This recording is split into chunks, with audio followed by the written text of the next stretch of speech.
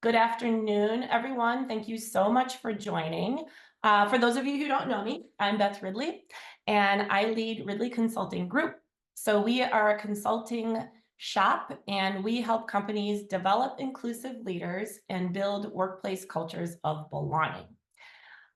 Before I dive into the content for the webinar today, what I want to do is just take a moment to share with you the why behind the work that I do and why I'm so passionate about it and why I love it so much. So I firmly believe that leaders really have to embrace inclusion as a core leadership competency in order for organizations to be successful in this day and age.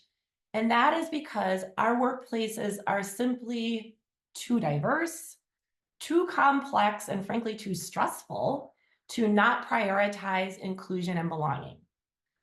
Also, we sort of find ourselves in a situation now where, frankly, a lot of these conventional DEI-related initiatives at work, companies are kind of dialing back on them a little bit, maybe in response to backlash or budget cuts or both. It is what it is. But the necessity around diversity, equity, inclusion, the ability to engage all employees never goes away. So that just means it becomes more incumbent on leaders to lead with an inclusive lens in their daily interactions, in their daily decision making, in their daily leadership, how they show up. The responsibility is even more on leaders in absence of some of these initiatives that we're doing that on behalf of companies. So that's a little bit about my why. I think this work is so important for that reason. Frankly, I also believe that, the leader's primary responsibility is to create an environment where everyone can thrive, not just some people, but everyone can thrive by recognizing and appreciating differences, knowing that all employees are different. How can we be flexible in our approach so that we can create that sense of belonging in everyone? So if a leader really isn't able to do that, in my opinion, they're not an effective leader in this day and age. They may be a very competent subject matter expert, but not really a leader. So my guess is most of you on this webinar have accountability for people and culture in your organization. So I'm pretty much, preaching to the choir here. I also appreciate that getting other leaders in your organization on board to proactively embrace diversity, equity, inclusion and belonging and make it a priority is not always easy. So what I wanted to do is help you by once a month doing a webinar to share my personal tips and strategies to help minimize indifference and resistance to this work around inclusion and belonging among the workforce in general, leaders in particular. And I'm keeping them to just 30 minutes because you're busy. I get it. So I just want to share a couple of practical tips in the webinar, get you back to work, and hopefully feel equipped to apply some of the things that I'm sharing right away. So that's the inspiration for why I do what I do and why I started these webinars. So for this webinar today, there's two things that I want to cover. I really want to give my tips for sparking that innate desire, you're right, that emotional connection with wanting to be an inclusive leader, to really get leaders who aren't really thinking about this to kind of lean in and want to do more.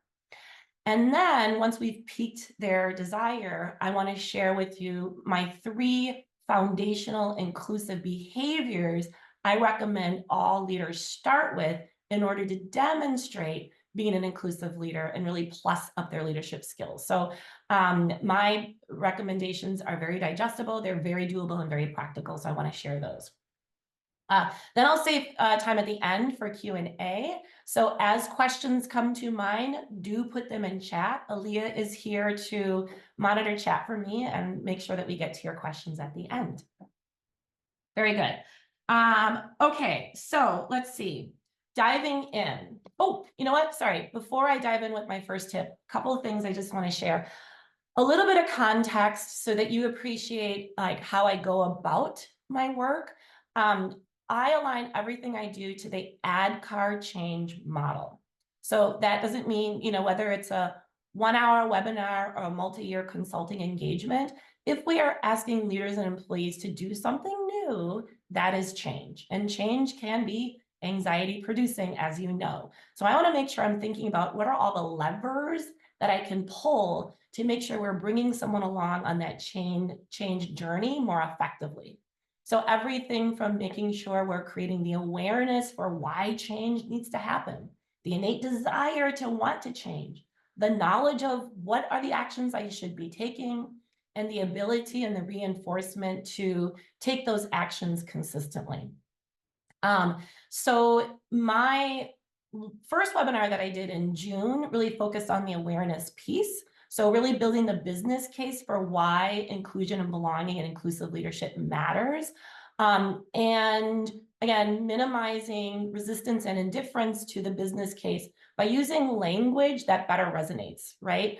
I think these days, if we sort of lead with DEI, frankly, I'll just be honest, those are trigger words. In some organizations, those are fighting words. And I just got to the point where I was tired of debating the merits of DEI. If I'm going to talk to you, I want to engage you in how do we create a more inclusive culture, a thriving workplace culture. And sometimes simple language shifts using words that are more intuitive, more approachable, more relevant to anybody's job in the organization if they don't work in HR, go a long way to bring people along to create that awareness.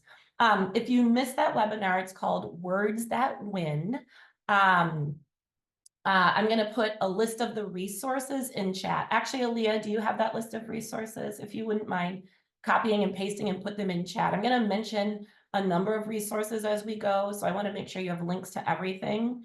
I am also recording this webinar, so afterwards I'll send the recording out to everyone who registered along with those list of resources. So that was a really good webinar if you missed it, but it's kind of good to watch because, first thing on the change journey is awareness.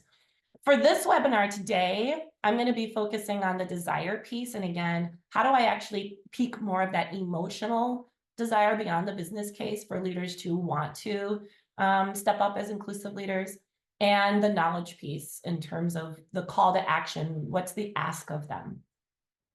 So that's the ADKAR change model. I think it's really important to anchor everything in change best practices. The other thing that guides my work, I have my own homegrown guiding principles. Again, things that I know to be true in terms of bringing people along and minimizing resistance and indifference, and just sort of appreciating the barriers to wanting to embrace inclusive leadership and prioritize it a little bit more. So the first thing is, everything has to be simple. For people who do not work in HR, they are not seeped in thinking about this stuff all day long. So words and concepts that are so intuitive to me, not so much to other people. And I don't want anyone to feel like they have to have a PhD in this work in order to show up as a more inclusive leader. I want them to just do it. So I really try to use words and language that's understandable, immediately relatable, and intuitive. No one wants to feel stupid. And so I think it's really worthwhile to take the time to think about simple ways to communicate even complex topics without watering down the impact. So that's one thing that really guides me. The other thing that guides me is stuff has to be short. Probably the biggest barrier to leaders wanting to embrace inclusivity as a core competency is they just don't have time.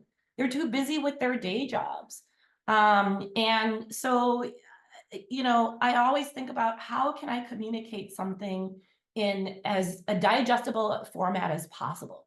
I do a lot of explainer videos that people love because I challenge myself to, they cannot be more than 4 minutes. People are used to watching YouTube or TikTok videos, like 2 to 4 minutes is kind of all you have to bring somebody along. And so the ability to take big concepts and boil them down to something short and digestible, it's a skill that I'm proud that I can do it really well. And a lot of people are like, all you do is these 2-minute videos. Like, do you know how much work goes into a 2-minute video? I appreciate that people are busy. And then the third guiding principle is I always want to build on a leader's strength, right? Another big barrier to leaders taking action around inclusion and belonging is that they don't want to screw it up. They don't want to misstep and maybe embarrass themselves or cause harm to others. So it's a little intimidating because it's just new for them. And so I always want to point out what someone is doing well, because most leaders, honestly, they are doing aspects of what it means to be an inclusive leader innately. And few people are like woeful in this area. And if they were like that bad, they're probably not leaders anyway. So I always want to point out what they're doing well, just to give them the confidence and the encouragement, like keep doing this and take one more small step so that they have the courage to take a step forward. And any step forward is progress. Okay, so that's a little bit about my own guiding principles. So I want to dive into how my tips and techniques, my personal strategies in terms of boosting that sense of desire to embrace inclusive behaviors. I do start first with just the business case. I talked a little bit about that when I covered how do I create the awareness. At this rate, there is like so much data out there making the case for why inclusion and belonging is good for employee well-being, better engagement, collaboration that leads to better decision-making and outcomes, recruiting, retention, all that good stuff. It's really important to lay the case for that, but I'm not going to cover that today. What I want to do is jump straight to the desire piece. So building the business case is really good, but it really speaks to more of the analytical side of what's good for business and the head. I think to get that desire, you got to pull on those emotional strings a little bit and speak to the heart. So I have a lot of questions, like self-reflection questions that I pose to leader to get them to think about them as a leader, their aspirations as leaders. What does leadership mean for them to make that more emotional case? I'm not going to share with you all of my questions. I don't want to give away all of my trade secrets, but I am going to share the question that I think works better than most of the time. So the one reflection question that I want to share with all of you that I pose to leaders, if I'm doing like a workshop, for example, is reflect on a leader who made you feel like you matter, who really inspired you, who got you, who made you feel that anything was possible and you felt brave to take risks. Who was that leader and what characteristics or behaviors made them stand out?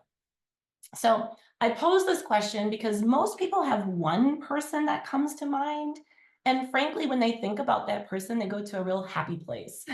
It's joyful, right? To reflect on those memories and to think about someone who really poured themselves into you and what that felt like and what it meant for you. It usually leads to a lot of storytelling. Sometimes I got to like cut it off and be like, okay, we got to move on here because people want to share about the leader that was really impactful to them. So it really sparks talking about and positioning inclusive leadership from a place of inspiration, also from a place that's familiar. And it also helps leaders sort of tap into, they can personally feel and recall the transformative power of inclusive leadership. So it doesn't feel like an abstract concept. It immediately felt that emotional connection. So I pose that question, people really think about it. Then I also ask them, so, how about you? And if I were to pose this question to members of your team, would their answer be you? To what extent are you being that kind of leader that was so impactful in your own life? And what would it take for you to be able to be that kind of leader to more people and more consistently? Is that something that you would want to be able to do? And who's going to say no to that?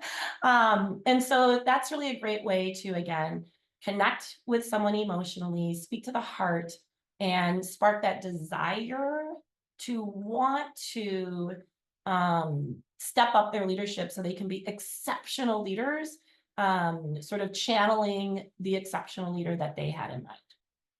So that sort of sparks the desire. So then the next step is, great, Beth. Yeah, I'm in. What do you want me to do? what do I do? So after having done this work for many years, I often get that question. I'm all in. What do you want me to do? And the truth is, a lot of times leaders just want to be told what to do, again, because they are busy. And I would try to deliver an answer to them. And I didn't have good answers on my own when people first started asking me, well, what do I do to be a better inclusive leader? But I went to the well of more conventional DEI resources and best practices to answer that and to give them, hey, do this, take these steps. These are the behaviors to be an inclusive leader. And I will be honest with you, it really always fell short for several reasons. So I want to tell you and explain the roadblocks that I came up against when I was first trying to answer that question. Here's what it means to be an inclusive leader. Do this.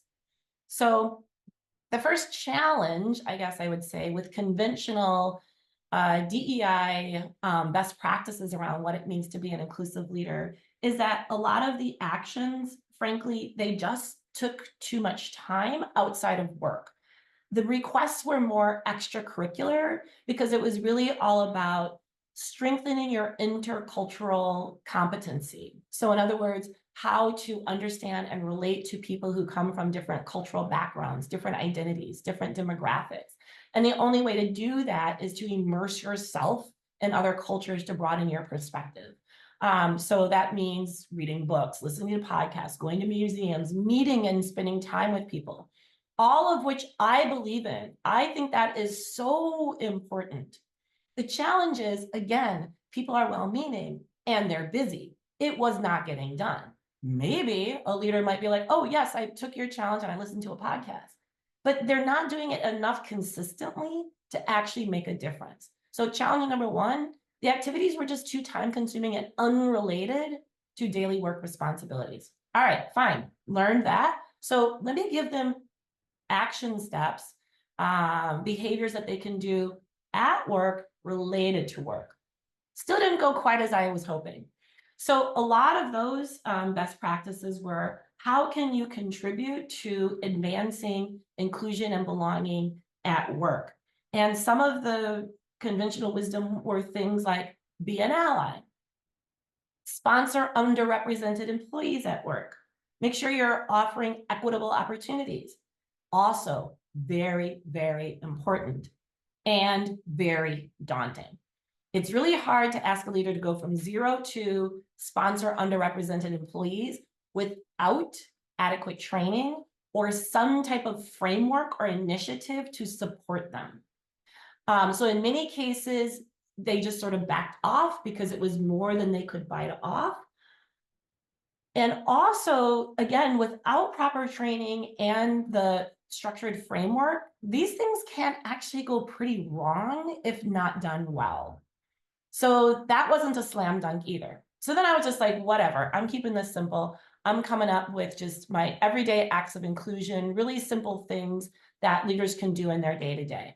And that was approachable and easy to do, but it didn't translate to meaningful impact because at the end of the day, it was a random list of tasks. People felt like you could check off a box. Honestly, the list was so long, people were kind of like, yeah, I don't even know where to start. And it was a little haphazard. It wasn't quite strategic enough. All right, so I learned by things not going well, right? And I took a pause and I said, I got to come up with something better. Some behaviors that align with the true essence of diversity, equity, inclusion. But at the same time, the actions are clear, they're simple, digestible, doable in the day-to-day, no matter what your role is in the organization, not just relevant to folks who work in HR. That was my challenge. And I spent a lot of time thinking about this to come up with my 3 recommendation behaviors that hit the mark. I will not go into detail the research that I did to come up with these behaviors. I actually talk about it and explain it in my most recent LinkedIn newsletter, which is in that list of resources that Aaliyah hopefully put in chat, or you'll get after this, so that you can appreciate it. Included observations, tapping into my own leadership journey, interviews. I just say all that so you know I'm not making this up and pulling it out of my hat. There are three behaviors. So as simple as they might seem, a lot of thought and research went into them. Okay, so without further ado, here are the three. Let me explain them a little bit. So when leaders ask me, great, what do I do to be a more inclusive leader? I say, focus on these three things. Number one, be self-aware. What does that mean? It means really do understand and appreciate your own unique strengths, identities, backgrounds, life experiences, and lean into that. And be as authentic of a leader, leaning into innately who you are as possible. We need more examples of authentic leadership. So yay, be proud of who you are. At the same time, also be humble enough to know everything that makes you special is just what makes you special. Everyone else has their own unique identities, backgrounds, life experiences that make them unique. And by the way, everyone then, based on their unique identities, sees the world, sees work differently than you. We just have to appreciate that. Your way is just your way. The way you see things is just the way you see things. I know that sounds so simple, but the truth of the matter is, in the haste of our day-to-day, our default is everyone thinks how I think because I'm reasonable, you know? And we don't pause to consider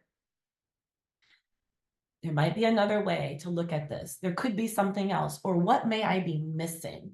And before we know it, because we were just in a rush to get our work done, we rush to make decisions and we sort of have incomplete knowledge and they weren't quite as inclusive or thoughtful as they could be. So one, be self-aware. Two, once we're sort of laying the groundwork for more self-awareness, we can then be more curious of others. So once we can admit we don't know everything, we sometimes may be wrong, the limitations of our own life experience, you just got to ask. You got to ask others to understand their life experience, understand how they see something, invite in their perspectives. And so when we do that, we broaden our own perspectives and we start to replace our own innate assumptions that we all have with a little bit more empathy and insight. And then the third inclusive behavior is, hey, the more we ask, we're going to hear stuff that we don't like. That wasn't my idea. Ooh, sorry I asked.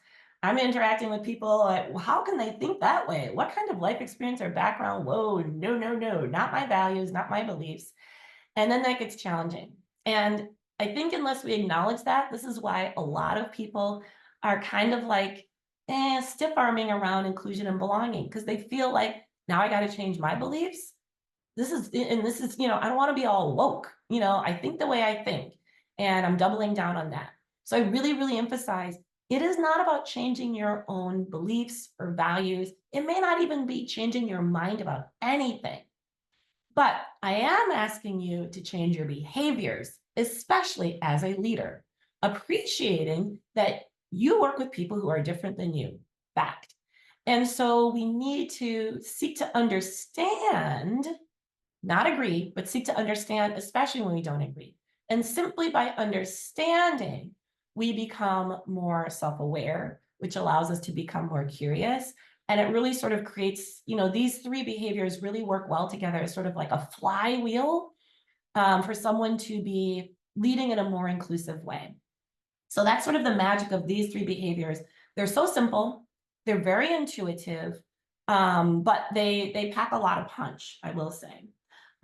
So the other thing is, after I introduce these behaviors, I then ask leaders, so what are you already doing in this space that's doing well, that maybe comes naturally to you, that you sort of lean into and you do well? And everybody has an answer. And again, I really want to emphasize their strengths. And so then there's like a lot of sharing, like I do this, and they have tangible examples of how these behaviors get demonstrated at work. And what I love about this is these behaviors are simple but strategic, but also flexible enough that people can demonstrate them in an authentic way. And that's really important. I really want to reinforce there is no one way to be an inclusive leader. We need all ways that still lay the foundation for people to feel that sense of belonging. So that's sort of like a relief to people. They're like, oh, I can do this, and I can do this my way. I don't have to be restricted to like any one way. So when I ask leaders, how do you already do this? They share their ideas. And there's nothing more inspiring than leaders, sort of like giving ideas and sharing what they're good at in this space with each other. And it really fuels like sort of collective energy and thinking around this. So I've facilitated these kind of conversations long enough that I've collected a list of a bunch of examples. These are just a few of how leaders, again, not experts in this at all, talk about how they demonstrate inclusive behaviors. So Aaliyah, if you wouldn't mind putting that summary sheet in the chat so that you have examples. People need examples to spark their own ideas of how they will authentically be an inclusive leader and bring these behaviors to life. So those are the examples I have. Okay, so then it leads to, okay, you're already doing something well. What is one new thing that you can do that you're not already doing? And I really emphasize that you can implement right away meaning tomorrow, because none of this is rocket science and it's all relevant to how they show up day to day. Most people have an answer and it's not hard, and they're more than happy to follow through on this. And if they struggle, I say, think back to that leader who we talked about that inspired you, and what would they do? And then they're like, oh, they would do this. And can you do that? Oh, yeah, I can. So that's the desire and the knowledge leads them up to taking action. Of course, taking action consistently so that it's meaningful is the next piece. That's where the rubber hits the road. Not talking about that today, but I am talking about that August 6th. So that's my next webinar. And I'm going to talk about my tips, my strategies to drive accountability and reinforcement of these inclusive behaviors so they add up to meaningful impact. I'm going to be focusing on my Belonging Builder Inclusive Leadership Program that takes leaders from awareness all the way up to reinforcement. More information about that, you'll get a link to register so you can kind of complete this story about how I bring leaders along. That will complete three webinars for me. So in September, I'm just going to pause and do an open live Q&A. So catch up on the recordings if you need to, and then show up with all of your questions. More than happy to answer them. I'm hoping September is a good time, because as you start doing your planning and budgeting and thinking about how you want to carry this work forward in the new year, I hope you think of me and my team. Aaliyah's on this call. There are many ways that we can help you. And the best way to figure that out is schedule a call with me, a no risk, no obligation call. I want to hear where you are in your journey, what tips helped, what didn't, what are you doing? How can we maybe support you? So yeah, you also have a link including this QR code. Last thing, recap, and I'm going to go to Q&A. I can stay after if you have to drop off. I'll answer Q&A in my newsletters if you have to drop off, but I can stay a little bit longer. Recap, make sure that you're speaking to the heart, not just the head. Keep things really simple. People learn by doing, get them out of the classroom, get them doing. And then make sure it's flexible. There is not any one way that this needs to be done. With some framework, some structure, people can then step up and be an inclusive leader in their own authentic way. Aaliyah, questions? What questions, if anything, came into chat? No questions at this time, but very a lot of folks are saying thank you. This is great information, great resources. So far only that. Does anyone have any questions that you'd like to share out? I can go ahead and read that off. We have a question from Carrie Wilson. Oh, hi, Carrie. Okay, so how do you help /support /push folks to move past the fear, concern, usually unaware, that by seeking understanding, it might water down or negate their own thoughts or feelings? In other words, they say /think, I'll seek to understand your perspective, but I can't acknowledge or believe that it's the case.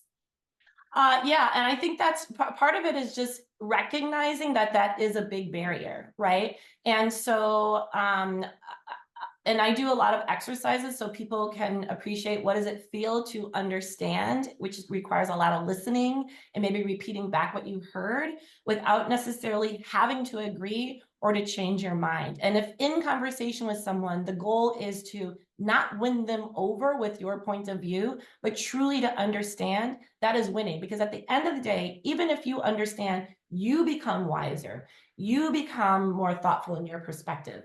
And I know a lot of leaders are concerned, like, well, somebody may have an idea, we just can't do that. And that's fair. That very well may be. But I also think a lot of times we don't consider how an idea may impact where we're going or impact the result.